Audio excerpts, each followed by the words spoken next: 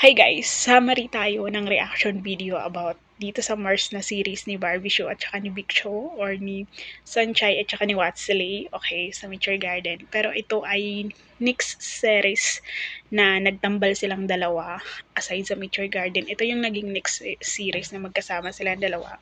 Which is, di ba dapat ang gaganap dyan is si Jerian pero hindi nga niya tinanggap for some reason. So, naging si Big Show at sobrang galing niya dito. As in, versatile yung kanyang acting dito, grabe.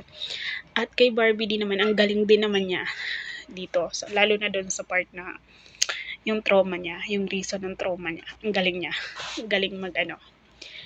Pero, ayun na nga, yung video na to is hindi ko i-tell story kung ano yung kaganapan dito. As in, sa ulo ko pa yung mga pangyayari. Pero, sa YouTube ko siya napanood, may English subtitle siya sa mga hindi pa nakakapanood. Worth to watch siya.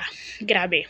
Maganda yung story. Ang daming plot twist, ang daming puzzle. As in, sa umpisa, sobrang puzzle ng story niya. As in, kailangan mo siyang tapusin kung gusto mong ma-discover yung bawat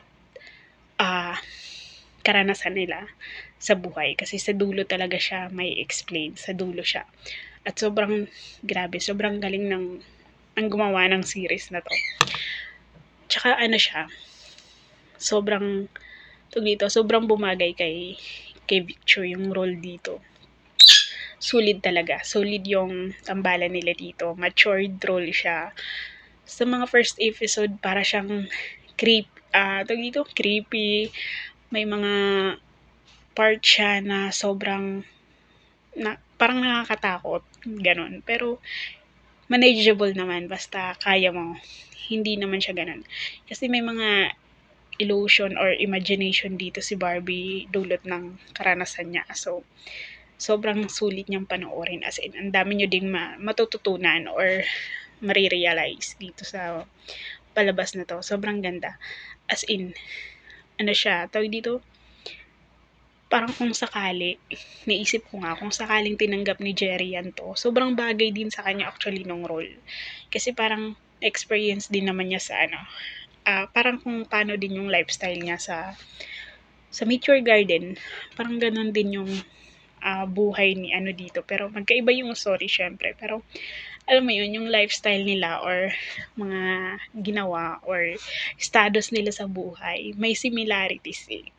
So, nanghihinayang ako na hindi siya yung gumanap. Pero anyway, sobrang bagay din kay talagang na-justify niya yung role niya dito. So, guys, ano pang hinihintay niyo? Watch niyo na. Sa mga hindi pa nakakanood, panoorin niyo na. As in, ang ganda ng story nito.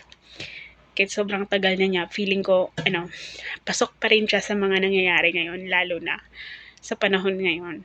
Yung kung ano yung story dito, pasok pa rin siya. Pwede pa rin siyang mangyari sa kahit na sino. As in, parang true to life yung story niya. Ganon. Lalo na sa part ni Barbie Sue. So, na-share ko lang. Panoorin nyo na. At, comment nyo din yung reaction nyo kasi sobrang ganda talaga. Yun lang. Thank you. Bye!